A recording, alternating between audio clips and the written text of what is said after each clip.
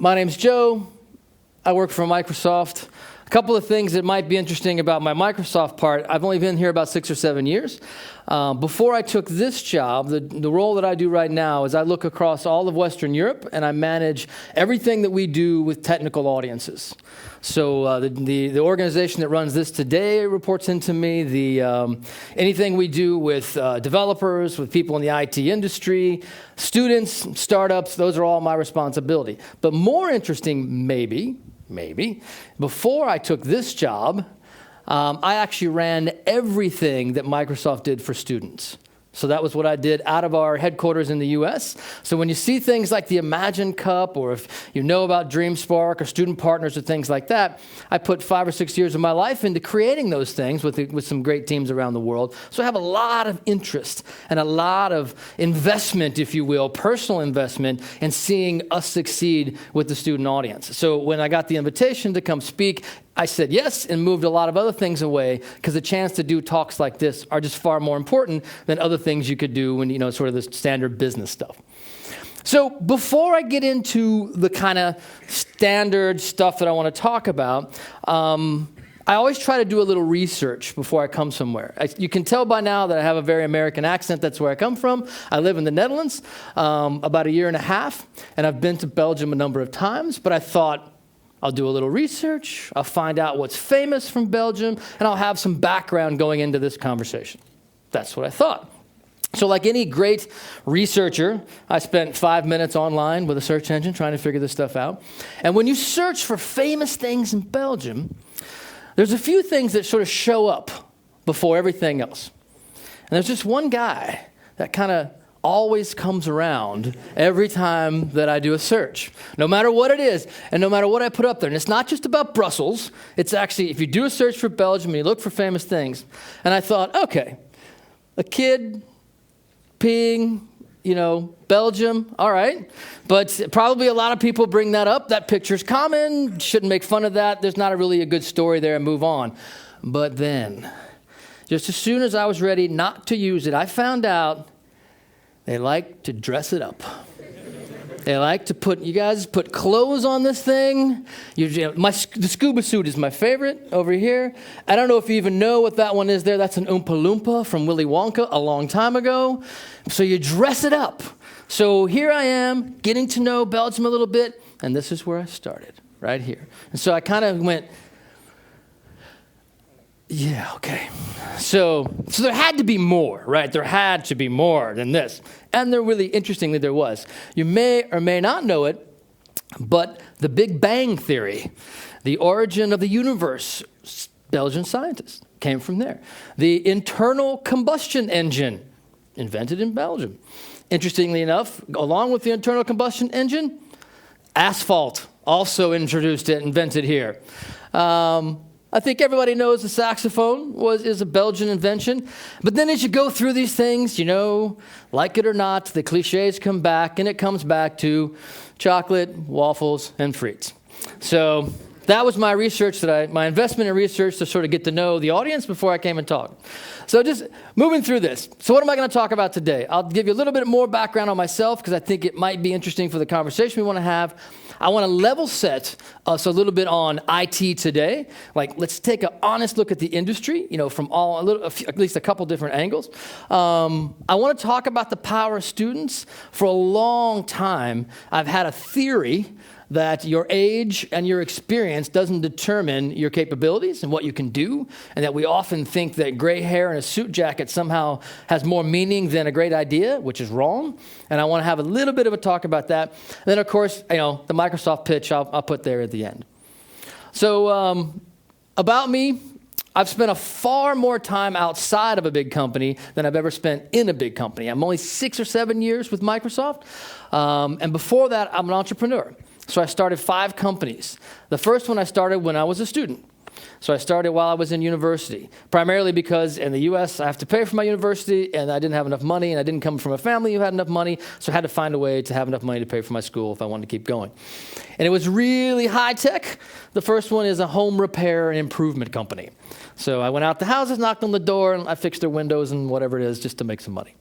But as you go through there, you actually get a little more technical. You get into a courier delivery company. There was technology behind that, a package delivery, services companies, and then ultimately, before I came to Microsoft, a really interesting, deep technical interactive 3D company.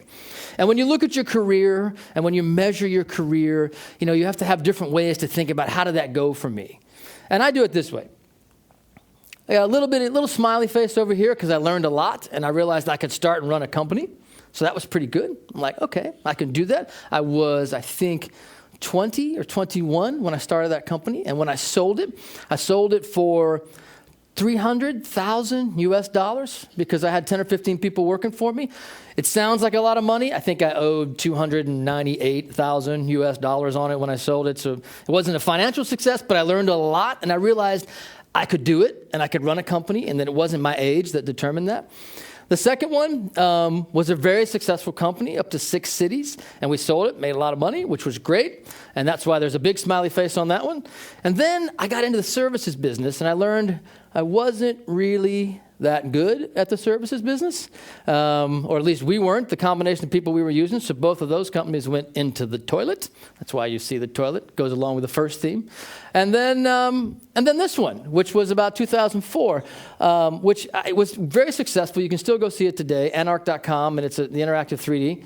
Don't wait, you guys can come in. And it's pretty cool, but it's still going, so we'll see how that goes. I still have some interest in there. We'll see how it happens.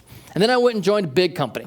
And the first question I always get is, after 5 times of being an entrepreneur, why would you want to go work for a big company? There's a lot of things you don't learn when you work for small companies. You don't learn to think big because you're always worried about making payroll. And you don't learn to think about, you don't focus as much on the product as you do sometimes just trying to move the money and get investment in. So a big company was going to teach me process and things like that. So I came here 6 years ago, and I've had such a good time with it that I'm still here. But I could probably put a question mark out there and say, I don't know. Will I end my career here? I don't know. That's the way I look at careers. I didn't get married to a company. I got married to my wife. So that's how we look at it. But that's a little bit of background, so it helps you sort of see when I come to the conversation today, I'm coming to you discussing it from someone who's been far outside of the company I'm talking about, as well as had to sort of carry these types of responsibilities and come up with ideas, create products, write the code, whatever it takes, we would do it. So what's next? A little bit about the industry. I love this picture. It's about 10 months old. I stole it out of a magazine. It's about 10 months old. Beautiful infographic. And it tells you in 60 seconds on the web what happens. I'm sure there's a million other things that happen, but it calls out a bunch. So in the course of just my speaking, this will probably happen 30 or 35 times, 40 if I go too long. And you see what happens just in 60 seconds. And that is the business that you're in. I don't care what other description we give you.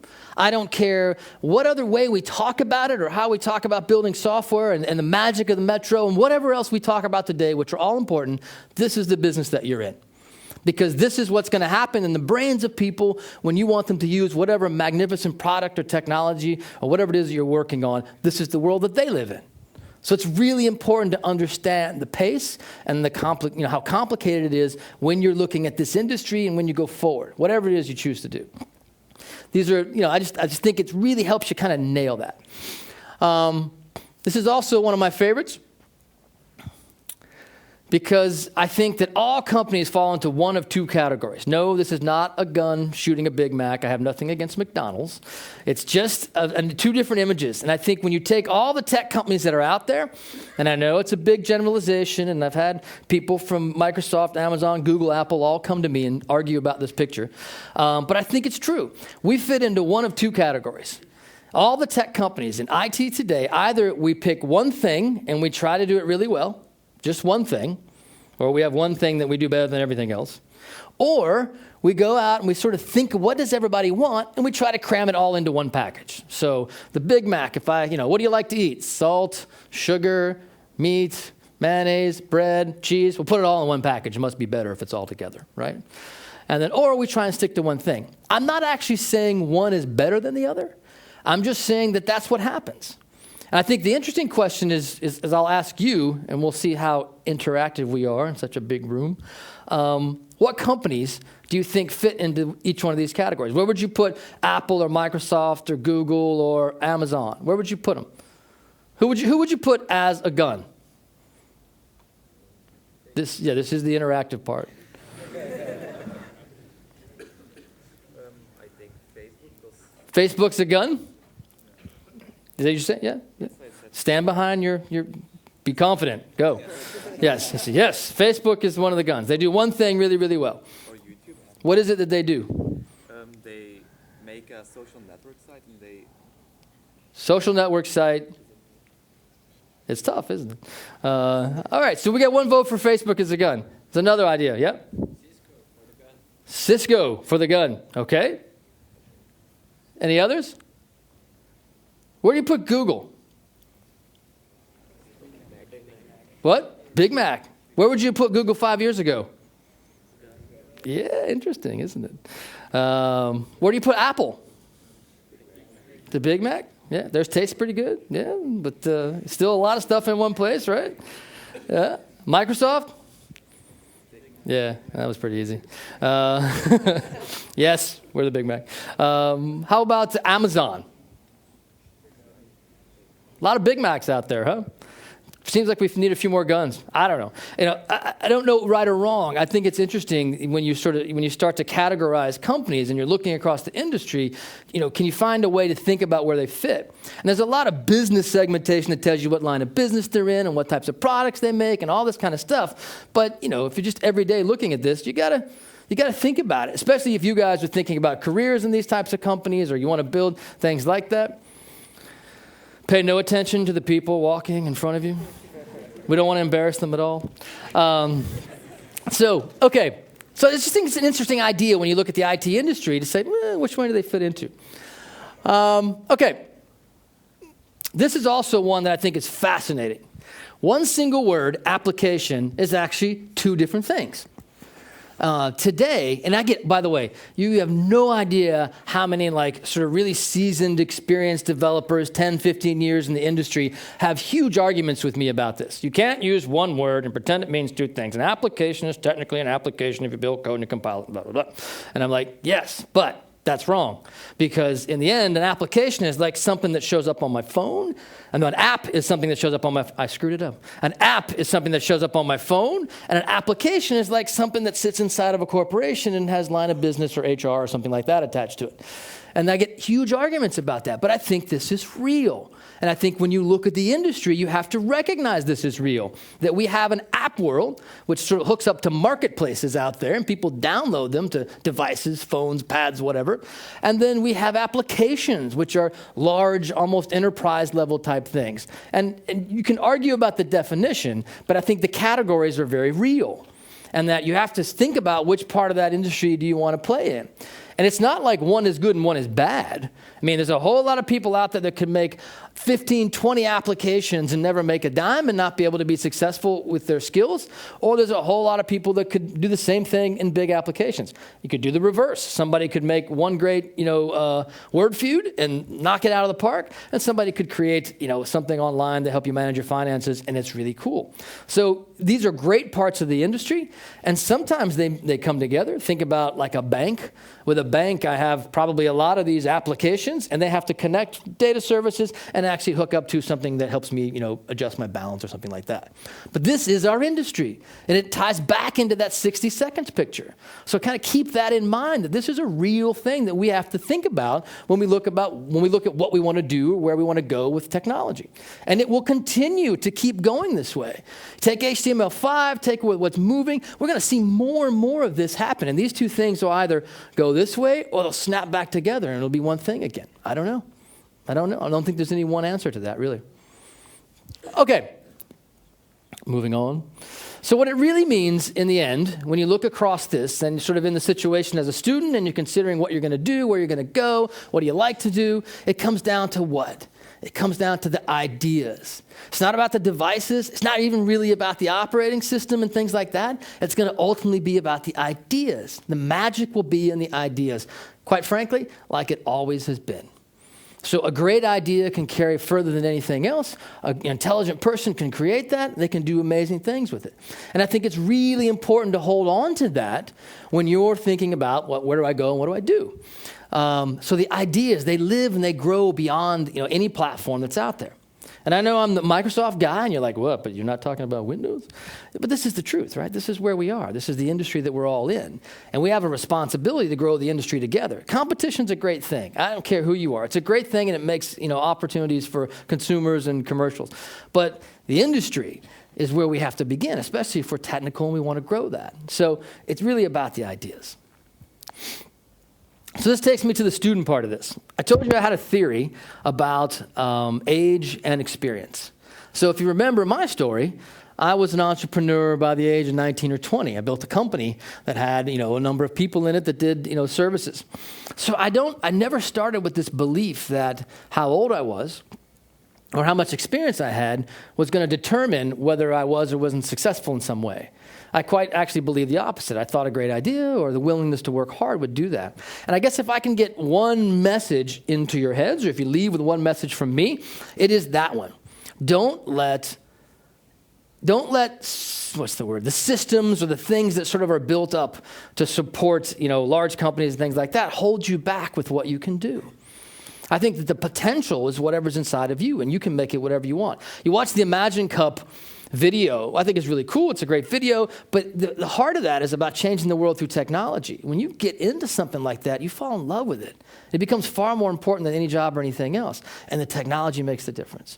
So I just don't want you to ever think that somehow you need 10 years worth of experience. You go look at the job boards and somebody wants a developer with, 10 years worth of experience and this type of releases and this. Nah, it's going to be about your, what you're willing to put into it and how you can do it. And you can sell yourself anywhere and any time as long as you're willing to remember that. You can break through those systems. I've done it myself. I've seen thousands and thousands of people do it across the world. So I want you to hold on to that idea. I think it's also good to remember, I don't know how many people in the room are entrepreneurs. What do every single one of these companies have in common? Does anybody know? Yes, they're technology. Well, mostly, I think. Pretty recognized brands, global. Probably all of them have the word billion associated with them in some way, whether it's users or money or something. All of these, and I can name 20 more, were all started by students. They didn't start in a boardroom with a suit and tie. They started in a university campus in a T-shirt, I guess, to keep the analogy. They started by students. And people forget that. The great innovations, the great breakthroughs in technology are coming from you. Not me, but you. They're coming from, you guys. And they come from different parts of the world. There's a lot of U.S. companies, I admit, in there. But there's all sorts of examples around the world that are the same. So don't forget that. Don't walk out of this room and think that, oh, okay, yeah, well, I'm just going to get a job and be a good coder or, systems administrator, and I really enjoy that, and maybe someday it'll lead to something. No. That's what's in front of you if you're in technology. That's the possibility. So, on to the Microsoft pitch, trying to stick to my timing. So I'm not going to go through, platform discussion. You have sessions that go into the details. They'll talk about, Windows 8 and Metro and everything else. So I just want to talk at a high level about Microsoft for a minute. And I think it's important to level set that we're really into a different era. The mark of great companies is whether they can change or not. I think really think about that. If they can change or they can't. If they can't change, they'll sort of fade off into the distance, and what was once great is interesting, and then we can talk about it in the past tense. Or they can continue to change and push the industry. 5 years ago when I joined, 6 years ago when I joined Microsoft, 6, 7, I have to look at the numbers. I would say I was joining because I wanted a certain type of experience. I wanted to work for a big brand company. I didn't join the company because I thought this is the hottest thing on the planet. Like, oh God, this is the coolest thing ever. I didn't join it I joined it for very different reasons. Through the course of working there, I found lots of interesting things that I fell in love with and I like to do, and it gave me lots of cool opportunities. But I still didn't think through they're the front edge of all technology. Today I feel differently. Today I feel very differently. And it's happened in the last 2 years or so between, say, Kinect, what's happening with Xbox, where Windows 8 is going, how we'll catch up in the tablet industry and all those types of things. I think it's a really different company. So, the mark of a great company is if it can change. And I think that's a way to really look forward with us as well. I'm putting this up here as examples of things that we do that I think are very different than the way we used to approach. We talked about the Lumia. You see the businesses that are out there, what happens online, our investments in social, both behind the scenes and in front of the scenes. Connect is kind of the best-selling consumer product of all time so far. Really cool breakthrough technology. You look at things that probably you guys know about the Skype connection, acquisition we made, what happens online, and then moving towards a commercial space, more like what happens in the back end of companies and that type of investment. And even Office. Office has been around like forever, and yet still is like the number one most used tool out there and continues to be. And it's not a lock-in. I mean, there's other options. It still gets used because people love it. And now it's online, and if you pick up one of the Windows phones, it's automatically there. It's not even a separate product there. So you're really seeing an innovation here from where we go, all the way from the consumer side into the commercial side. I think it's really interesting to watch that over the next couple of years and see how we really show up. Next 6 months, if you will. And then if you kind of continue that thought process and you go through the cloud and you go through what's happening with Windows 8, and I even put the Windows on ARM in there, how you manage the IT infrastructure and the tools it takes to build those things. So you look across what we're doing, you look forward with us, and I think you see a very different company than maybe you used to see. And if to kind of contextualize that or put it into a bucket you can walk away with, previously I would have put us in just that software category. I mean, you would say Microsoft's a software company, which is a phrase coined who knows how long ago. Software, whatever that means. We grew into sort of adding these things, and with the Xbox, we really got into the devices business. But when you look forward with us, I would say look at it this way. Boom. We're really a services and devices company going forward. Software today is sort of a term that, who knows where software ends and services begin. So I tend to simplify, as I always do. And I'm not trying to put up every product you should think about, but I'm organizing a little bit to kind of make the point. So there's a set of, services that are connected up here that are sort of the big parts of our business going forward. And there's devices. Now, we won't make the Windows devices, but we'll certainly control and, have a vote in what happens on that device. What's the hardware look like? What standards do you need to have? We've made that mistake in the past. Kind of one of the mistakes I think that Android's managing through now is that all the different devices that are out there. We've made that mistake, and as we go forward with phones and tablets and PCs, you see a very different sort of set of, hey, look, there's a guaranteed user experience that has to happen. Probably Apple all taught us that lesson, and we've learned that, and we're moving forward with that. And then it goes into entertainment. And, if you think about that, there's a really interesting platform that you get to work with. Today, if you took just the Windows 7 devices, not phones, not Xbox, not what's online or anything, you said just the Windows 7 devices, you're probably 500 million plus. This still lasts 3-4 years that got out there. 500 million plus devices around the world. That is more than the iOS and the Androids if you add them together. So you really got this incredibly huge ecosystem that's still growing. And a lot of times with all the hype, you don't see that. So that's a platform. Imagine when Windows 8 comes out, and there's a marketplace that can touch every single one of those, and you have all these different devices to connect to. You're really looking at a different company going forward. And just to kind of give you food for thought on that one, you will see Metro today. You'll see Windows 8 today. If you haven't seen it, it's your first introduction. Should be fun to look at. But that's what it looks like, right? There you see a tablet and you see a PC. What I find even more fascinating is if we had a conversation a year ago, 2 years ago, and I gave you cloud and PC and phone and all this, they'd all look different and they'd work different. But not the case going forward. So imagine when you can actually write an app and you can drop it on any one of these platforms, and it can basically be 80 to 90% done when you go into the next one, and all those marketplaces are open for you. If you're a coder, if you're a developer, that's a hell of an opportunity. If you're managing IT, that's a lot simpler way to look at the world. And then there's also incredible reach over here, right in the living room, what you put in your pocket, and then maybe what you might do at work or how you do entertainment. So I just think it's something to think about when you go forward. So what did I cover? I covered statue of a person peeing. I covered looking at the IT industry today. Hopefully you walk away with a message about student potential. Hopefully, you take that away, and then a little bit about Microsoft. So here's the opportunity. You can tell me if you liked it or you didn't like it, or if it was worth your time. Thank you.